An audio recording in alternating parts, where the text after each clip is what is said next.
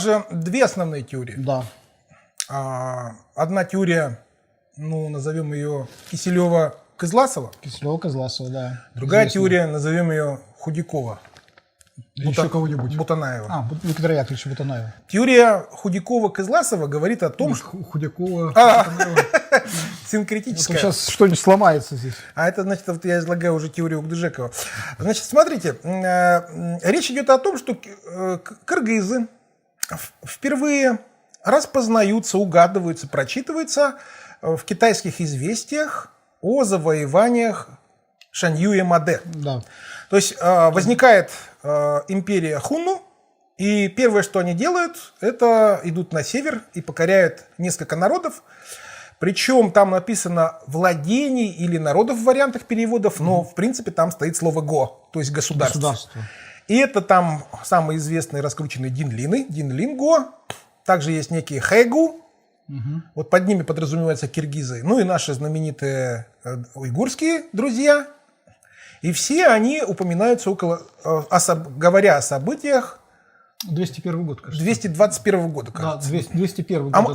201, потому что вот 2000-летие Каганата отмечали в Кыргызстане. То есть рубеж 3-2 веков. Да, то есть, тогда мы предполагаем, что вот где-то там уже кыргызы были, к севернее от Монголии. То есть это к северу от Монголии, например, Хакасия, Тува, Алтай, вот все эти наши места. К северу даже не то, что от Монголии, а от Великой Китайской стены, скажем так, около которой группировались хунну, которых привлекали китайские богатства.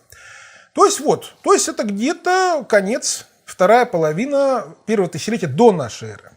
В законченном своем виде действительно теория Киселева-Кызласова сформировалась в 40-50-е, практически в неизменной форме, что называется, до начала 21 века дожила, и, собственно, она неплохо изложена была вот в книге Хакасы, в небольшой брошюре, которую Игорь Леонидович Кызласов презентовал буквально вот в прошлом году, в 2017.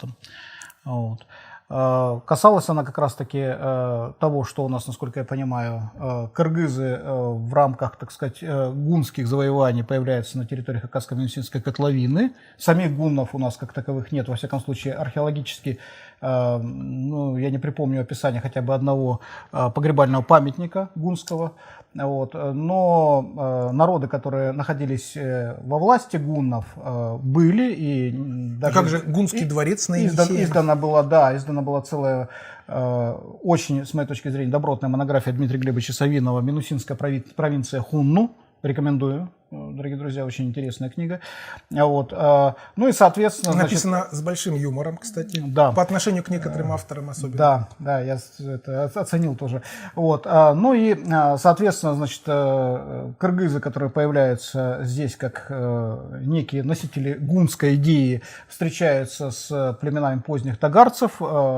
Они долго в рамках некого, так сказать, каких-то этнических процессов перемешиваются, формируется оригинальная таштыкская культура 1-5 века нашего времени. А этнические носители ее гяньгунь. Гяньгуни, да. То есть, опять-таки, кыргыз. По сути, кыргызы. Вот. Полностью происходит революция в области изобразительного искусства, в области погребальных традиций, хотя там кое-какие элементы как бы сохраняются. И самые ранние, значит, этапы вот создания чаатасов, это, собственно, кыргызские памятники 7-9 веков, они как раз-таки всегда привязаны к таштыкским могильникам. То есть для археологов не вызывает сомнения их родство, как генетическое, так, собственно, культурное. Да, то есть мы повесим справочку, что такое чаатас, да. Что такое таштыкский могильник. То есть это знаменитое правило, что не бывает чаатаса, не без таштыкского склепа, да? То есть как бы кыргызы показывали свою преемственность с тем населением, которое пришло к нам еще до нашей эры. Фактически, да, в первые века до нашей эры. Хорошо. Вот. Ну, собственно, здесь все достаточно вроде бы логично. А более поздние этапы культуры кыргызов, они как бы не сопряжены с таштыкскими уже, это свои, так сказать, оригинальные могильный комплекс. Но опять же, я ухожу в пределы археологии. А как показал сюжет предыдущий, далеко не всю археологию в состоянии объяснить, когда речь идет о вопросах очень, так сказать, тонкой ткани этногенеза. Вот, формирование народов, из которых, собственно говоря, потом вырастает основа для государственной конструкции. Итак, то есть в VI веке, когда появляется тюркский каганат, у него есть контрагент в Хакасии. Там в Хакасии живут кыргызы, Да. которые, по версии Киселева-Кызласова, восходят корнями к появлению кыргызов в III веке до нашей эры уже в Хакасии. Да, да. И то есть их истоки лежат в таштыкской культуре, вот в этом этническом взаимодействии, и появляются уже кыргызы как раннетюркский народ в VI веке нашей эры, с истоками в III веке до нашей эры. Да, на процесс. А почему бы нам не замахнуться глубже? Ну, А давайте где они попробуем. были до III века, до нашей эры? По предположениям, это все-таки, так сказать, упоминается Дербент, северо-западная Монголия, это Кыргыз-Нур, там озеро и так далее и тому подобное. То есть некий ареал, который в той или иной степени содержит этноним Кыргыз, да? Есть популярная точка зрения, есть что там этнический Хергиас-Нур, да, на некоторых картах Кыргыз-Нур обозначено, но ведь это Нур – это озеро по-монгольски, то есть Да. это, в принципе, датируется монгольским языком, а монгольский язык там появляется не так уж и давно, то есть всего там 1000 лет назад, например, условно. Может быть, это уже названо монголами по каким-то кыргызским родам, племенам, которые есть и в составе монголов, кстати говоря, и в составе тувинцев. Топонимика крайне скользкий, Да. честно говоря, источник, и у нас достаточное количество случаев, когда тюркское название соседствует с самодийским буквально в одном слове, так сказать. Ну вот, Вот Лок-Хурухпи, под допустим, Томском да? есть речка Киргизка, Есть. но это не значит, что это прародина киргизов. Хотя надо думать. Ну да, да. Вот. К слову, вот в отношении того, когда именно появляется, есть разные точки зрения, и в том числе некоторые археологи, насколько я понимаю, придерживались той точки зрения, что кыргызы, собственно, с нами-то напрямую не связаны никак. Вот, да? Археологически пытались. Точнее, не археологически, а как раз опираясь на письменные источники. Вот. Если мне память не изменяет, у вас статья на эту тему была небольшая, связанная с экологическими... Она большая, 0,25 авторского листа, что вы ты? говорите? Набор прочно упакованных силлогизмов. Одно, другое, четвертое. Что-то пропустил, кажется. Вот. Значит, смотрите. Есть такой археолог Эльза Борисовна Водецкая. Да. Кстати, она так давно работает, что она попала, вот это, помните, я вам показывал, есть фантастический роман Казанцева «Фаэты». О том, как Александр Казанцев. Да, планета Фаэтон, там Марс, восстание на Марсе, и группа инсургентов падает на Землю. И от них идет белая раса господ практически. И вот, когда затапливали Красноярскую ГЭС, нашли вот эту белую расу. Это пришельцы с Марса. И это все показывает... Хорошо, что наш блог называется «Иная жизнь». Да, и это все Казанцев, роман «Фаэты», «Раскопки на Енисей». Почитайте, вы там увидите всю эту мифологию о беловолосых, зеленоглазых динлинах. Кто это сказал? С румяными щеками. Да, видимо. Это все пришельцы с Марса, товарищ. Все просто. Вот. Ну и там выведена такая героиня, молодая археологиня, очень похожая словосочетанием на Эльзу Борисовну Водецкую, кстати. Мне так кажется, это предположение. Так вот, речь идет о том, что у нас здесь же есть расхожий миф, что, кстати, его поддерживают и некоторые местные авторы, что какие-то древние хакасы какие-то были, белокурые, голубоглазые. То, что динлины какие-то были, зеленоглазые, белокур. Что с ними? Я все понимаю. Бывает рецессия. Ну да. Да? Выщепляется рецессивный ген, доминирование прекращается. Правда, она никогда не бывает масштабной. Рецессия. Почему? В Швеции, например, много блондинов. Притока нету генов из Средиземноморья. Все. Сейчас вот, может быть, по программе мигрантов там хоть что-то...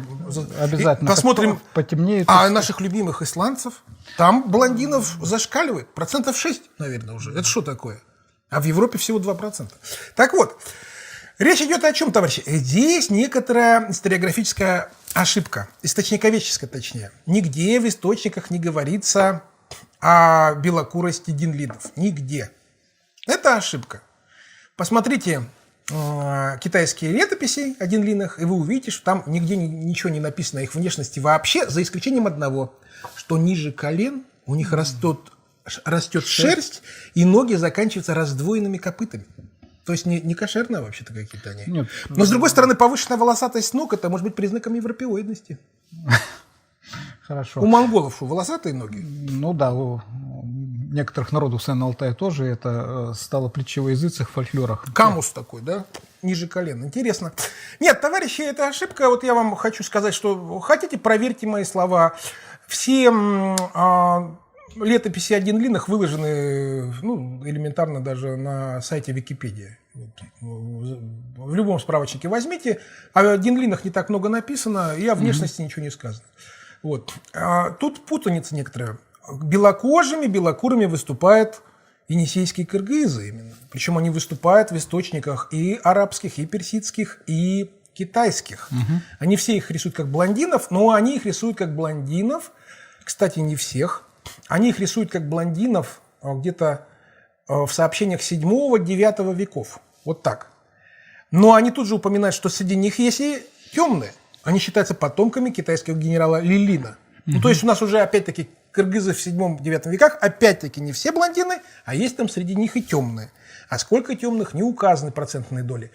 Но мы немножко отошли в сторону. Так вот, у Водецкой есть работа, называется «Таштыкская эпоха». Вот Да, толстенная книга, 800, с интересными иллюстрациями. 800 страниц. Вот, знаете, кто любит вот это хорошие археологические схемы, можете посмотреть. Схем много, таблицы, все, что вот любят историки, археологи и так далее. Мы любим таблицы. Вот. А в конце, в заключении, неожиданно вывод не по таштыкской культуре, а почему-то вывод по енисейским киргизам. И она говорит, что, скорее всего, таштыкская культура у нас же когда заканчивается? В 5-6 веках нашей эры. А она говорит, что вот она решила, почему-то отвлеклась на енисейских киргизов, и говорит, что енисейские киргизы не жили в Хакасской Минусинской котловине, а появляются после 12 века.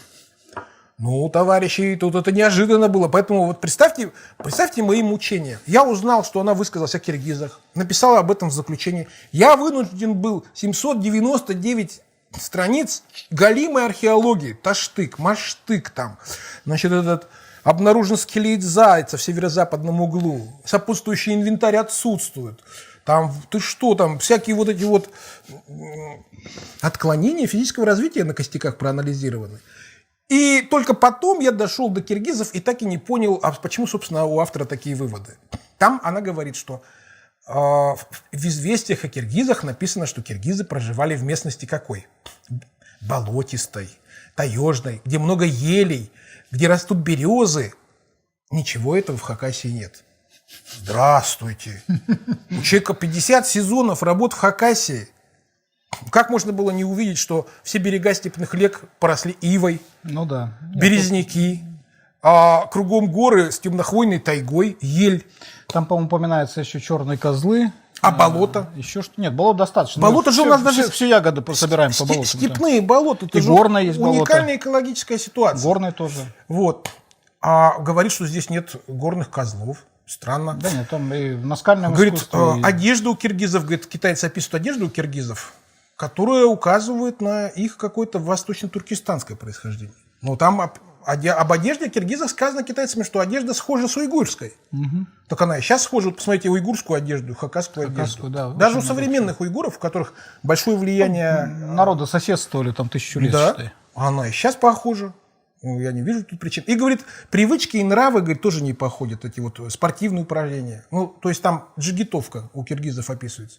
Так, А почему она невозможна-то? Я нет, не это понимаю. все осталось. В общем, до сих пор. товарищи, поэтому, вот, как ни странно, при анализе таштыкской культуры мы у археологов тоже опять ничего не найдем.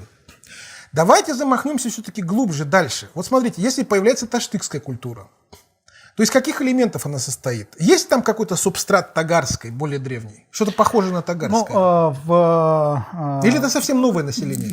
Нет, это точно не новое, поскольку множество элементов погребального, допустим, инвентаря, чисто тагарского, в таштыкских погребениях раннего, так сказать, этапа. Это четко совершенно.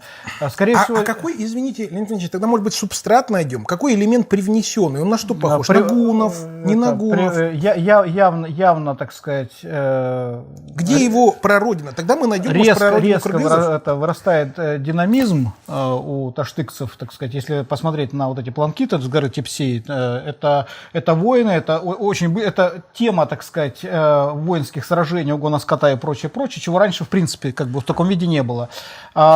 В тот период времени, не знаю, есть ли на эту тему публикация, но по моим данным, которые, собственно, связаны с разведками, во всяком случае, в юго-западной части Хакасии был какой-то демографический взрыв. То есть у нас, допустим, наша деревня Казановка, находится в границах таштыкского поселения 1-5 века нашей эры, и границы этого таштыкского поселения больше современной деревни, гораздо больше.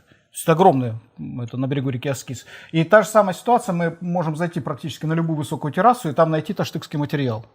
Вот. Плюс кузнечное дело получило как бы мощное развитие, железные предметы, слушайте, чего раньше не было. Ну и деревянной мебели столько, бочонки. Согласен. То есть там, да, там была какая-то инъекция, которая просто вот изменила жизнь. Уровень материальной культуры там просто поражает. Я вот тоже копал поселения в далекой молодости, в Новой Сыде, на правобережье Енисея. Ну, там действительно территориально поселок, он просто гигантский. Они настолько вольготно жили, а загоны все эти, да, ворота, жилища вот еще явно на большие коллективы рассчитанные, да, такие с опорными столбами. Очень интересно. Ну, а может быть тогда поищем вот этот превходящий элемент, пришедший где-нибудь, есть у нас такие культуры, которые предковыми бы являлись. И тогда, может быть, это можно сделать предположение, если мы найдем истоки таштыкской культуры, кроме тагарской, тогда мы гипотетически предков киргизов нашарим. А где такой может быть? Что-то в Монголии я вот так вот сходу нет. Западный путь. Может, с запада кто-то прикочевал? Отсюда и блондинистость. Кто там у нас? Да там... Может, точно. Может, римляне пришли? Римляне же сжигали своих покойников. Нет, кыргызы тоже сжигали. Да, маски там эти погребальные маски. Да, совершенно римские. Или у Рима совершенно наши. Может быть, второй Рим не Константинополь, а Абакан? Абакан второй Рим, и третий ему... Так и быть, Москва, да? Ну ладно, пропускаем третий пока. А четвертому не бывает. То смотрите, у нас непонятный какой-то вариант. У нас что есть? У нас есть плавный переход к захоронению путем сожжения, который был присущ киргизам очень долго. То есть поменялась религиозная ситуация, да? Практически, если судить по описанию путешественников 18-19 веков, вплоть до этого времени сжигали. Диндлинов уже всех первого тысячелетия некоторые авторы типа Таскина, китаистов, описывают как тюркоязычных, потому что у них тюркоязычное продолжение было потом в Китае. Ну ладно, это гипотетически найти мы не можем. Появляется какая-то знаковая система типа письменности, похожая на иссыкское письмо, но и найдено мало, и короткие они, и билингва нет. Скорее всего, мы их никогда не расшифруем. То есть какая-то система знаков. Ну, недаром же китайцы говорят о том, что здесь было го, то есть государство. То есть, смотрите, тагарцы это да, это все очень прилично. Но Таштык это действительно был какой-то подъем, в село пришла большая химия, вы правы. А кто тогда мог прорваться? Принести там нам практику манипуляций с масками. А что по этому поводу думают господа Худяков и Бутанаев? А я предлагаю их концепцию, насколько она совпадает, не совпадает, рассмотреть в следующем выпуске. В связи там вопросы миграции надо отразить. Дорогие друзья, у нас будет не один, а несколько. Да, в том числе. Да, то есть у них интересный подход, а мы говорим о том, что вот эта теория Кызласова-Киселева о симбиозе генгуньско-диндлинском, да, симбиозе. Ну, по сути, да. То есть кто Тагара-Таштык это тема для многих там диссертаций 70-х годов кандидатских и прочее. Ну да. Ну вот тема необъятная. То есть, понимаете, раскопаны, наверное, уже тысячи курганов, написаны тысячи работ вместе с сообщениями краткими, да, сотни монографий и диссертаций, уже сотни, скажем так. Да, там, допустим, поминальная обрядность, там, и так далее, и так далее. В общем, очень все хорошо исследовано, но вы понимаете, вот как раз для вас интеллектуальная загадка. Как мы говорили о расшифровке письменности, была интеллектуальная загадка. Здесь тоже интеллектуальная загадка. Вот смотрите, тут материал обобщенный Эльзой Борисовной, который я говорил. Ну, да. вопросов же нет по поводу обобщения, да? То есть вот 800 страниц это просто историографическое обобщение. Нет, там вот. Скрупулезно очень все, ну кроме петроглифов. Там все да, ведь еще есть петроглифы, а еще экологией толком не занимались этих процессов, да, дендрохронология еще, а вопросы о домашнем животных, о ДНК скота, да? То есть мы же должны не только людей смотреть в древних захоронениях, мы породы скота должны смотреть, ДНК же тоже домашних, палеозоология, как некое направление, палеоботаника. Впереди еще очень много исследований. И вот здесь вот, может быть, мы начнем проявлять все-таки, ну а где прародина-то, собственно, субстратов, который сделал вот в этой концепции, который симбиотировался-то с Денлином. Который начал что-то притворяться в киргизский. Я их осторожнее называю тагарцами все-таки. С Денлинами вот все-таки подозрительно все. Я думаю, что раз они вместе упомянуты, они взаимодействовали. Нет, ну, может быть, через квартал там соседи были. Нет, дело в том, что тут еще одна вещь. Вот я говорил о том, что Таскин прослеживает историю Денлин-Геадзюй, потом возникает. Это уже на территории Монголии, на границе с Китаем. Это уже где-то в нашу эру. Это уже никак не тагарцы, это какие-то Денлин-Гаадзюй. Или просто называются они Гаадзюй. То есть постепенно китайцы переходят. Что переводится это как высокие телеги. Телеги там, И это уже похоже весьма на уйгуров. Уйгуры же тоже тележники. Что сам термин Денлин это теглек-тележники. Отсюда название высокие повозки, то есть арбы, да? Или кибитки. И что потом происходит? Ведь в составе вот этих союзов, которые то создаются, мы отчасти пытаемся рассказать слушателям, что вот эти вот этнические союзы имперские-то образуются постоянно, да? Кубики рассыпаются, собираются в новой комбинации. Так вот, там все... Форма та же, форма другая. Там наши друзья. То есть в этом составе есть и Теле, то есть Денлин, и Теле, то есть телесские племена. И там все время фигурируют и Хэгу, то есть кыргызы. То есть они как-то в этом... То, что они взаимодействовали с ними, это совершенно точно отражено. В общем, археология нам в очередной раз не помогла. Создала базу данных. Нужен анализ, комбинаторный анализ, подключение электронно-вычислительных машин, возможно, да?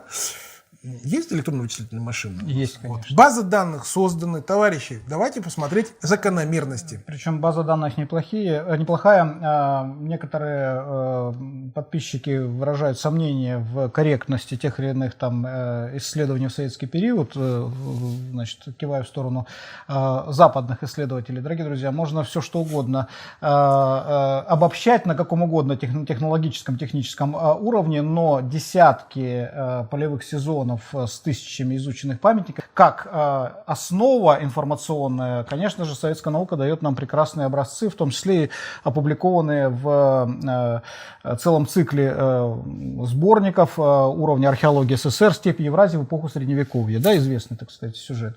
Вот. Главное, о чем Станислав Анатольевич говорил, и, как мне кажется, это является ключевым, некое сообщество тагарцев, которое фактически, так сказать, уже на излете историческом было к рубежу Р, получает некий импульс, откуда пока не очень, так сказать, понятно. Этот импульс поменял образ жизни, стиль жизни, ритм жизни населения Хакаско-Минусинской котловины.